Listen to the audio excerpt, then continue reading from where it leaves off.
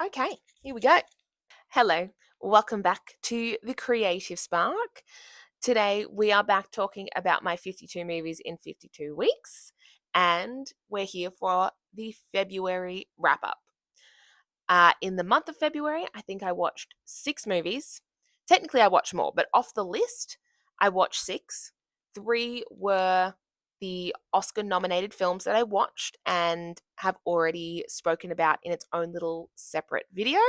So if you haven't watched that one, I will put a link in the description below so you can go check that out after you've finished here. But other than that, I watched 3 films off of the list this month, and I'm going to do a quick wrap up of what I thought, as we usually do. As we usually do. This is the only second time we've talked about this. I get overly keen, you know? I've been doing this for what? I've only done, this is my second video.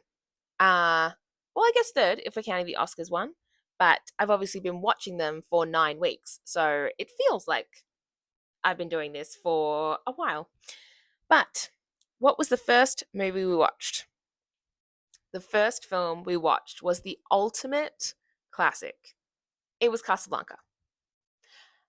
This is one of those films that I'm like, how have I never watched this? How have I never watched Casablanca? I have heard it spoken about constantly. It's clearly referenced multiple times through Gilmore Girls, which is a show I've watched an infinite amount of times.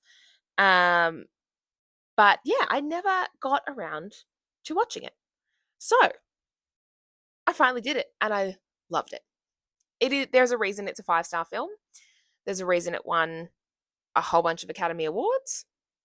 And yeah, I can't believe I waited this long to watch it. But for anyone who doesn't know what Casablanca is, let's do a quick little. This is a Wikipedia synopsis, by the way. So, Casablanca is a 1942 American romantic film directed by Michael Curtis and starring Humphrey Bogart, Ingrid Bergman, and Paul Henreid. Filmed and set during World War II, it focuses on an American expatriate. Did I pronounce that right? Which is Humphrey Bogart, who must choose between his love for a woman, Ingrid Bergman, and helping her husband, Henreid, a Czechoslovakian resistance leader, escape from the. It says Vichy, but I don't know. I think that's an incorrect statement.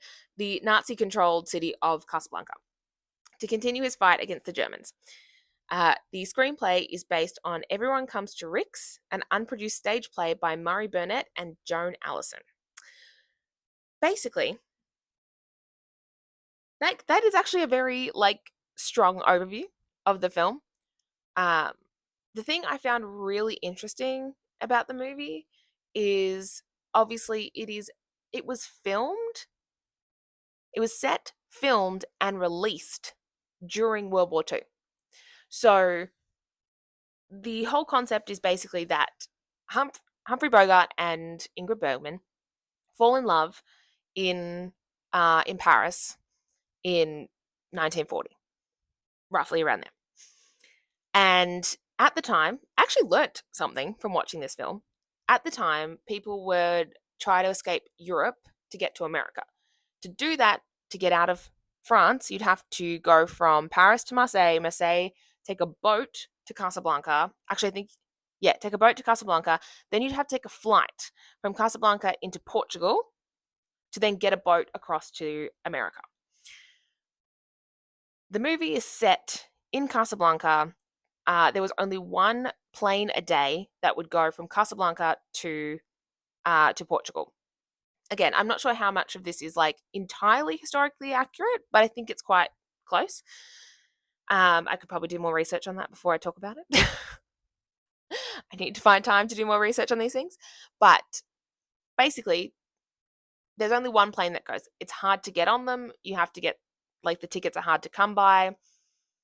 And Casablanca is not occupied by Germany or the French. It's not it is not. It's it's a neutral zone basically. There's actually an amazing scene in the film where they are in Rick's club, and the Germans come in and start singing the like a patriotic German song, um, and they actually get taken over. Like the French and other Europeans who are in the bar at the same time actually start singing the French national anthem and completely, again, I think it's the French national anthem. I watched it once so far. Forgive me. Um, they start singing a patriotic French song. I think it's the national anthem. And they completely drown out the Nazis. But because it's not it's not occupied by Germany, they can't do anything about it, and they all just have to storm off in a huff. It's an amazing moment, and the thing I found really interesting about Casablanca is it felt like it was before its time, in the way that obviously during the war, lots of people thought their husbands had gone off to war and were dead. In the film, Ingrid Bergman thinks her husband has passed away.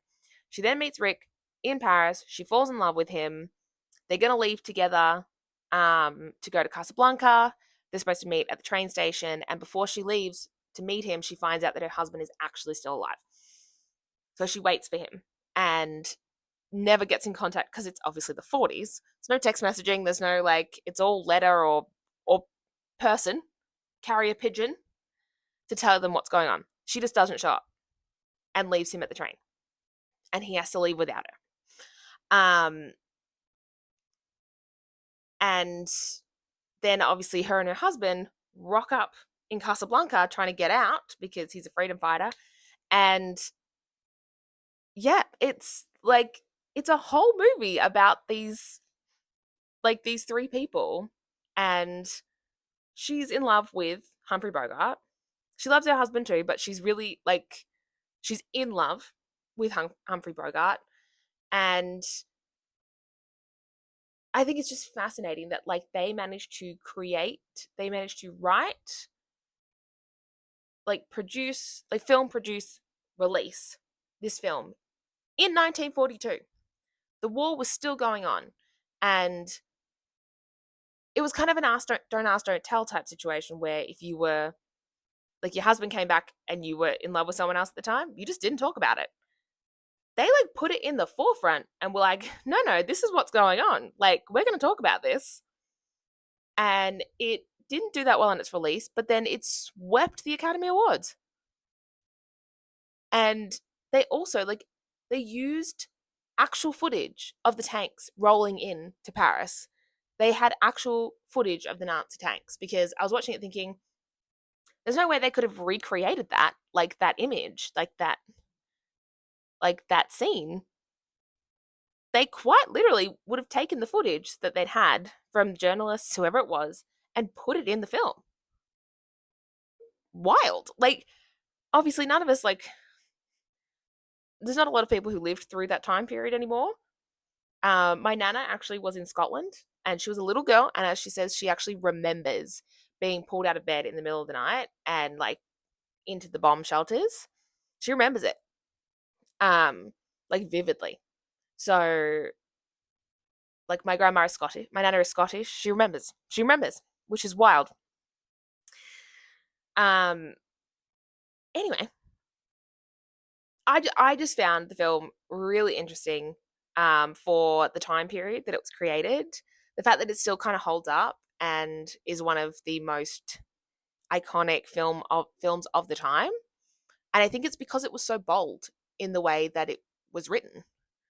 It also, as time goes by, is the iconic song from it, and has held up to the test of time. So yeah, again, 5 stars. 5 stars.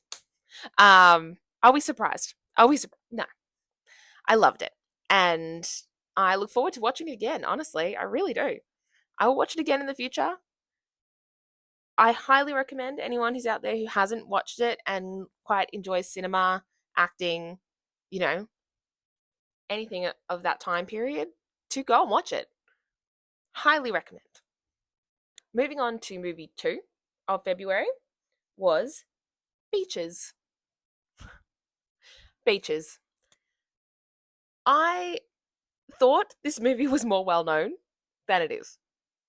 Like, when you watch a good, 2000s film and they speak about female friendship, Beaches is always kind of the reference. So I thought it was a more well known film, but when I was telling people, oh, I watched Beaches this week, people would be like, what's Beaches? Like, what's Beaches? And I was like, what do you mean, what is Beaches? Like, I've known about this film since I was little. I've just never watched it. Like, I've seen bits of it, but I've never watched it in its entirety. So I was surprised. I was so surprised that it wasn't as well known as it was.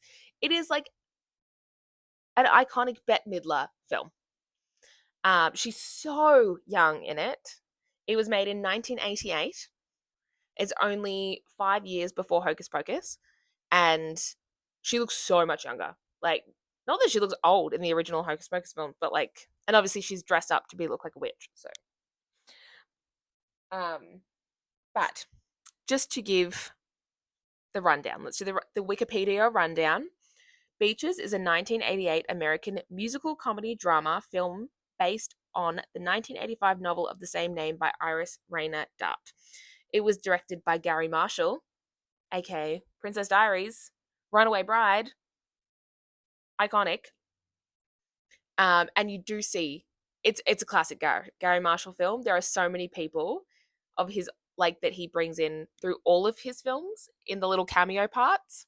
They just pop up, and you're like, oh, classic. It's a classic Gary Marshall. He's also like his voice is in it at one point.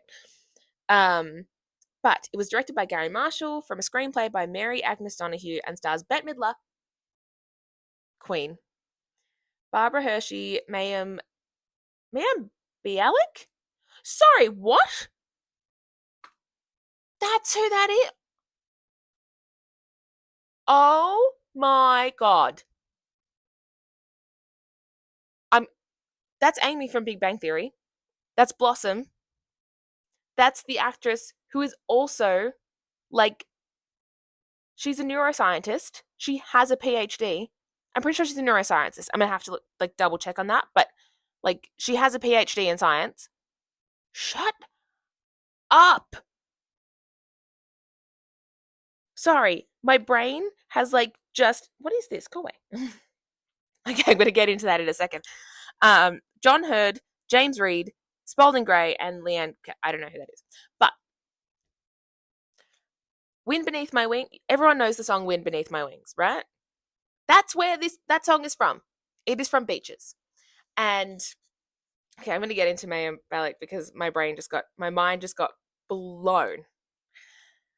Okay, pull it together, Emily. Okay, so Beaches is about two friends who meet once on the Atlantic City boardwalk when they are like 10. And one of them is this prim, proper girl from like Upper East Side. Well, up at like actually like I think it's further up New York. Prim, proper, classic Mayflower type vibes. And Bette Midler's character is this bawdy, loud, dreams of being a famous singer, performer, showgirl. They meet under the Atlantic City boardwalk when they're 10 and become pen pals. They are two girls who could not be any more different if you tried. And literally, they're pen pals until they're in their early 20s when let's get their names up. Hang on, let me get their like actual character names up. So Cece Bloom is Bette Midler, New York actress and singer. And then you've got her best friend Hillary. So Hillary studies to be a lawyer. She does everything her daddy tells her to do, and then at one point she just realized this isn't life. She throws it in and she goes to New York City to live. Oh, is this on? Yes, thank God. Oh, that was close. My finger was on. Anyway, I'm not explaining this very well. Okay, looping background. Bette Midler's character's name is Cece Bloom, and the friend's name is Hillary. Hillary is a daddy's girl. She does everything her family tells her to do. She goes off to study law, and then in the middle of law school, she realizes this isn't life. I'm going to move to New York and randomly show up at this tiny rundown club that my pen pal of 10 years is singing at. And they end up moving in together in New York in this tiny rundown apartment, living together. Cece's trying to become like a famous actress. She's like working in plays. And Hillary is just basically along for the ride. Hillary ends up meeting a, well bred, like goes home to, try again.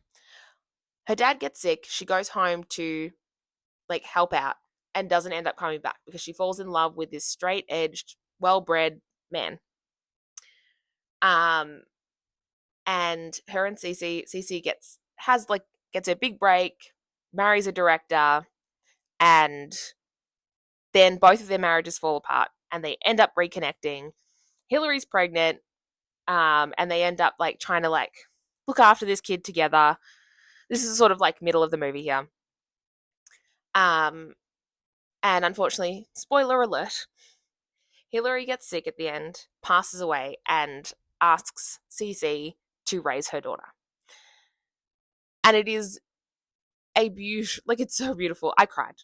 I cried a couple of times.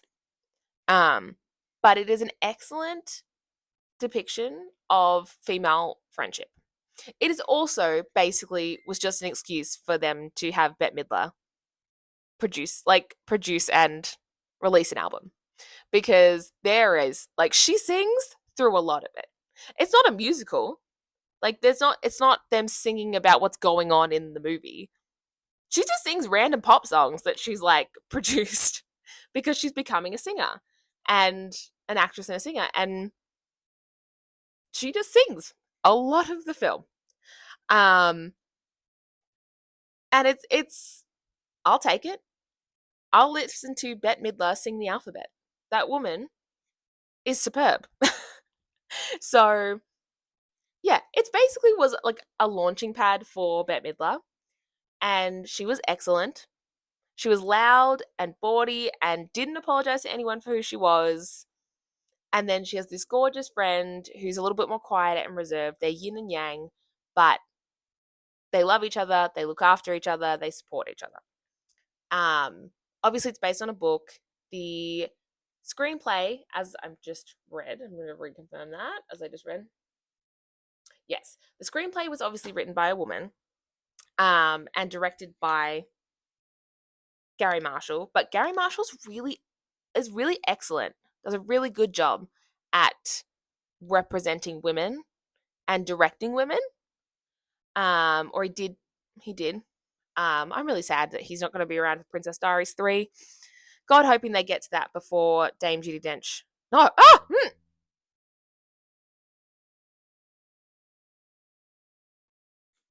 for shame. For fucking shame. We're cutting that out.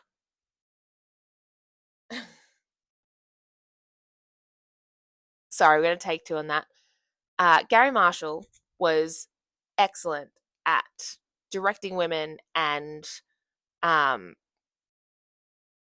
portrayal of women on screen, um, aka Princess Diaries. I'm genuinely so sad that he's not going to be around to direct Princess Diaries 3.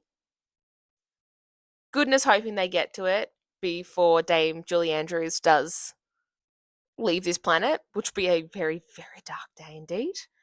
Um, she is a queen. I will wear black. I've said it before and I'll say it again. But we're off topic.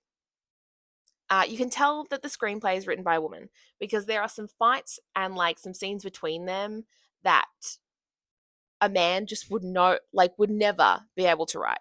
There's a fight they have in a department store about the difference, the different ways their lives are going and what they want in life. And they just have this really typical girl fight about stupid things. They start like, it's about bigger things, but they start picking at each other for like small things. And they just have this big blow up fight. And I watched this being like, so true. It's so real. And only a woman would be able to write that scene. A man would never get it.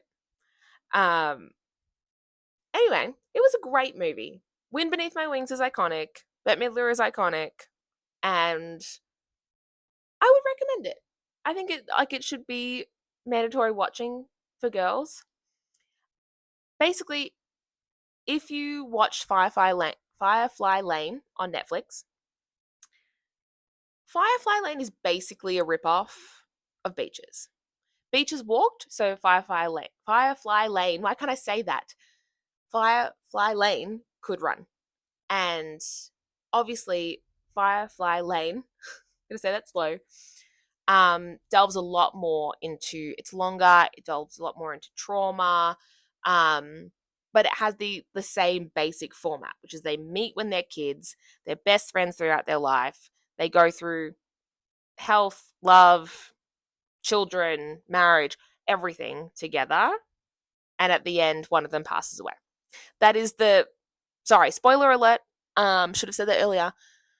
But yeah, if you haven't watched Firefly Lane, you should. And if you haven't watched Beaches, you should. As a woman, absolutely. And I think I would give it like 3.5 to 4 stars. It's a great film. It's not a perfect film. It's not something I'd probably watch over and over again, but I would recommend it to women, 100%.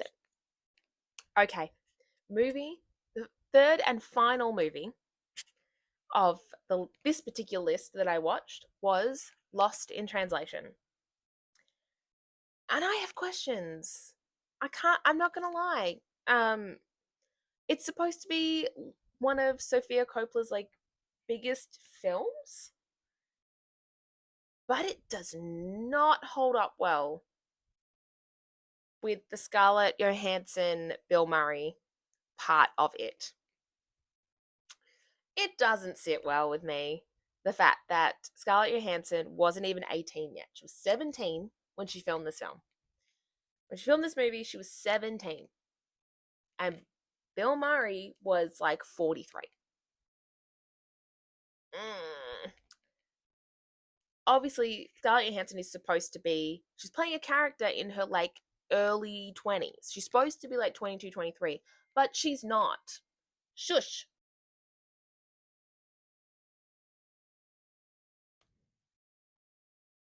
Hmm.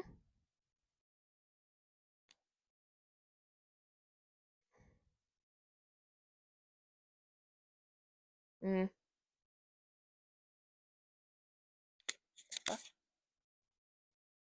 Excuse you. Where did my. Oh. Okay.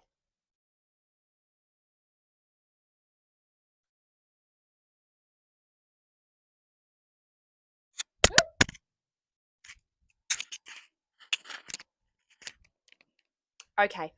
The third and final movie of this particular list that I watched was Lost in Translation.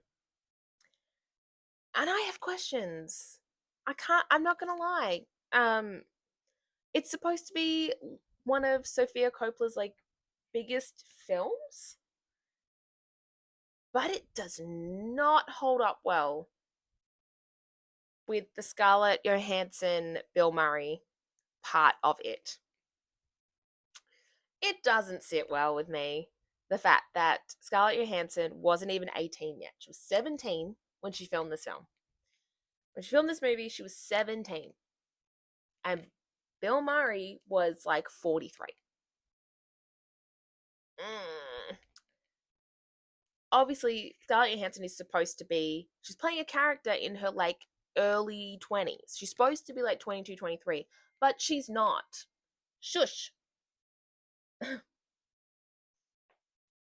She's not. She's 17. And I think she was phenomenal. Like, as you know, acting, she was great. But the movie's not appropriate in any way. And it doesn't sit right with me. I think as a film, if they had, I'm not even getting into the movie yet. Like, I think if they had waited a couple of years, if they really wanted Scarlett Johansson to play that part, um, then I think if they had waited, they'd been like, you know what, we're gonna put production on hold for a couple of years. They did that with Mary Poppins. Um, they waited for Julie Andrews. How many times am I going to mention? Just randomly bring up Julie Andrews, in this video, but yeah, if they had, I feel like if they had waited for her to be 20, it just would have sat a little better. There is like, people have said to me, Sofia Coppola specifically likes to do things that shock people. And there are so many shots of a 17-year-old running around in her underwear. And like the opening shot of just her butt, like her ass in underwear, is the opening shot. She's not even 18. Like, it's not like, I don't mind anyone's running around in their underwear, like whatever. Like, it's a human body. Who cares? But it's not about that. It's about her age. And something about it just didn't sit right with me. I could talk about this for a while. But basically, one, I thought this was actually filmed a couple of years earlier than it was. It's 2003. I thought it was later than that. But for anyone who doesn't know what Lost in Translation is, Lost in Translation is a 2003 romantic comedy drama film. Mm. Lost in Translation is a 2003 romantic comedy drama written and directed by Sofia Coppola. Bill Murray stars as Bob Harris, a fading American movie star who's having a midlife crisis when he travels to Tokyo to promote Suntory whiskey. There, he befriends another disillusioned American named Charlotte, Scarlett Johansson, a young woman and recent college graduate. I didn't finish that. Try again. Lost in Translation is a 2003 romantic comedy film written and directed by Sofia Coppola. Bill Murray stars as Bob Harris, a fading American movie star who's having a midlife crisis when he travels to Tokyo to promote Suntory whiskey. There, he befriends another disillusioned American named Charlotte, Scarlett Johansson, a young woman and recent college graduate. She has also just been married. So she's really young. They've just got married. It has the guy, I think it's Giovanni Ribisi. I think that's who it is. That's the name on here. Phoebe's brother from Friends, if you know the reference. It says the film explores themes of alienation and disconnection against a backdrop of cultural displacement in Japan. It defies mainstream narrative conventions and is atypical in its depiction of romance.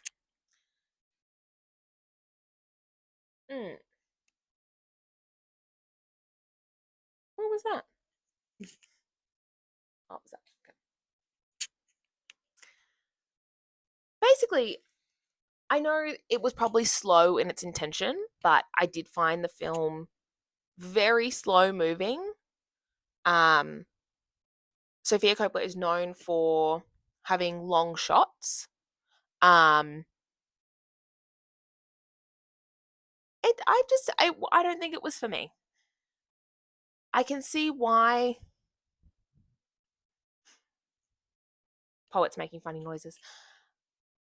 I can see why some people would love it, especially cinephiles, people who love cinema. Um, but for me, I don't think I connected with it. I don't know whether Sofia Coppola is a director for me. Everyone is saying that I need to watch The Virgin, um, which I will get around to. and I will probably add that onto my list because that is her best work, as people say, or is common consensus. But yeah, I don't have that much to say about it except for how problematic I found the film.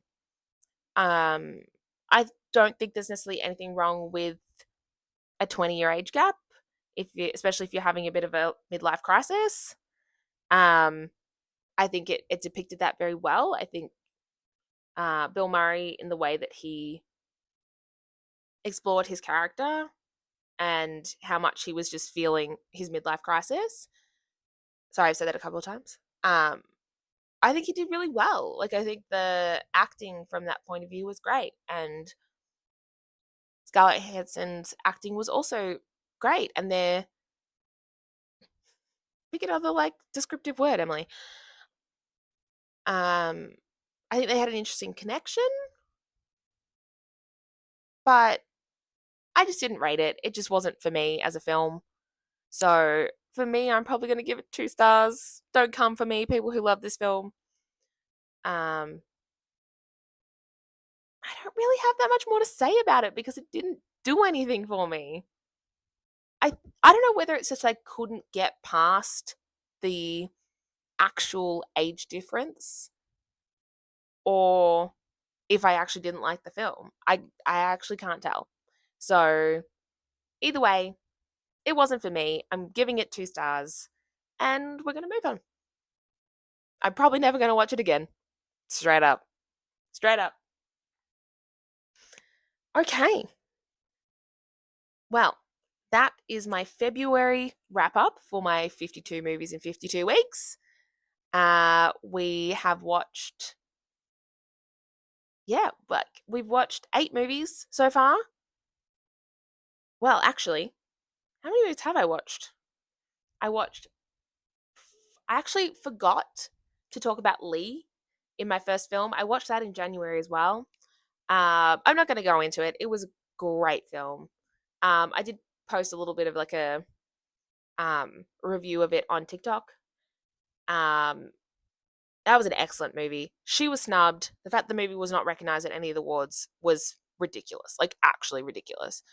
I'm not going to go into it, but including that, so I've watched 8 films plus the Oscar movies that I watched, and I have watched my first movie for March. So that was The Birdcage. I'm very excited to talk about that. I have another video coming on that very soon. But otherwise, for today, I'm going to leave that here.